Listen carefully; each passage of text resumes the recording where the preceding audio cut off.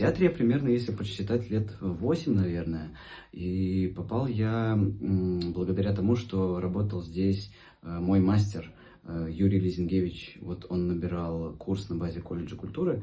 И благодаря этому я попал в театр на первую роль. Первая роль у меня была в спектакле «Дикая охота короля Стаха».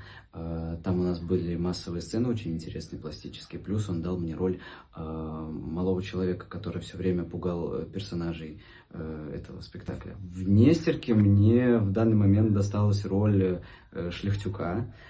Эту роль раньше исполнял Тадеуш Антонович Кокстес, наш корифей.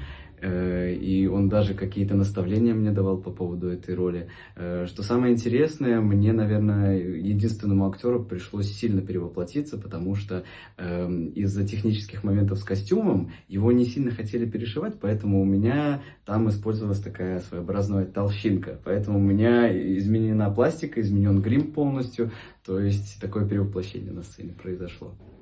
Пане суддя, його треба у турму. Він скокнув на мою жонку з моста.